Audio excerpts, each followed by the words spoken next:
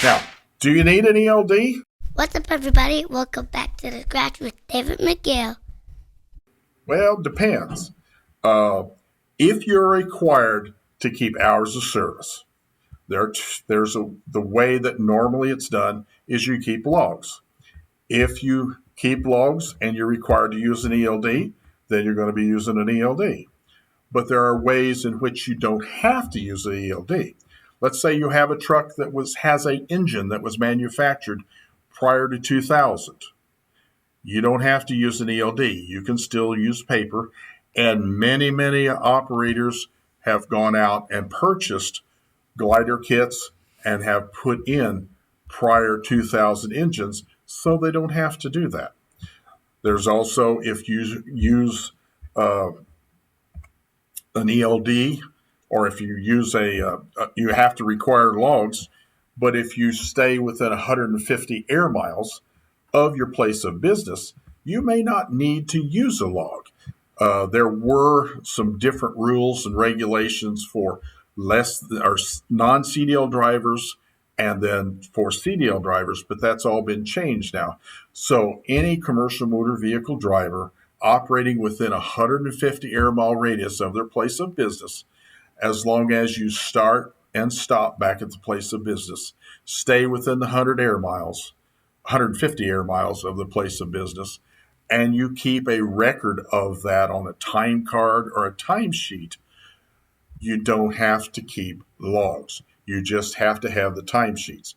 But be aware that if I'm an officer on the roadside and I stop you and you tell me, oh, I'm within the 150, I'm using the 150 air mile radius exception, then I may call the carrier and see if I can get those time cards sent to me so I can see where they are as far as how many hours. Many times in the past, I'd be told that, and the driver would tell me he's using the 150 air mile exemption. I'd call the carrier and I said, no, we don't keep time cards. He's supposed to be logging. Then he would be out of service for 10 hours. And, officers are going to write him tickets for that. You mentioned that 150 air mile radius rule. I was never clear on what that is, and it never really mattered to me just because we've always operated more than 150 miles. So I've never really been clear on what an air mile is versus a normal mile. So can you go ahead and explain that to us for anybody else out there who's confused on that air mile rule? Sure. Air mile is a nautical mile. It's what they use for ships out on the ocean. It's what they use for airplanes, an air mile. An air mile is a longer mile. So if you're using the 150 air mile radius exemption, that's going to equal about 172.6 statute miles. So it's a lot bigger than what you think it is. So it gives you a little bit more time in which to do what you're doing. So it's not going to be 150 statute miles. It's 172. What I used to do, and what a lot of the carriers, they'll get an air chart from a manufacturer who makes or sells airplane equipment and charts, and use that as the chart so you know exactly where your place of business is. And then they will draw a circle around their place of business. So, long as they stay within that 150 air mile radius and then follow the guidelines that I've already given, they don't have to keep logs. They just have to keep time cards. And you still have to maintain the hours of service. Don't drive over 11 in a 14-hour day and then take 10 hours off after you're completed that 14-hour day. Of course, there's always exceptions to the rules. And that's what I say all the time. There's nothing in the regulations that you can ever say always, because the only exception is there are always exceptions. Right.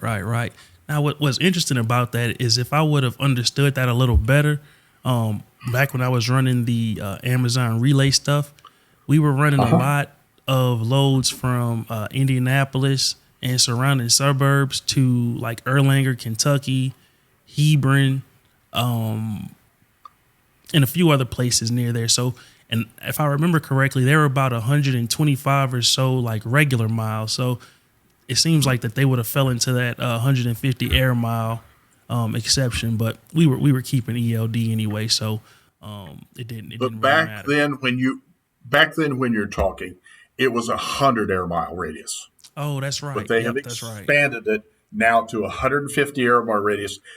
The feds have put everything just about for 150 air mile radius. Yeah. So it used to be if you were a non-CDL driver, it was 150 air miles. If you were a CDL driver, it was 100 air miles. It's now all 150 air mile radius rule. For more information, check out the description box below. If you found this video helpful, then leave a comment and give it a thumbs up. Subscribe to the channel and share it with your people. And until next time, mind your trucking business.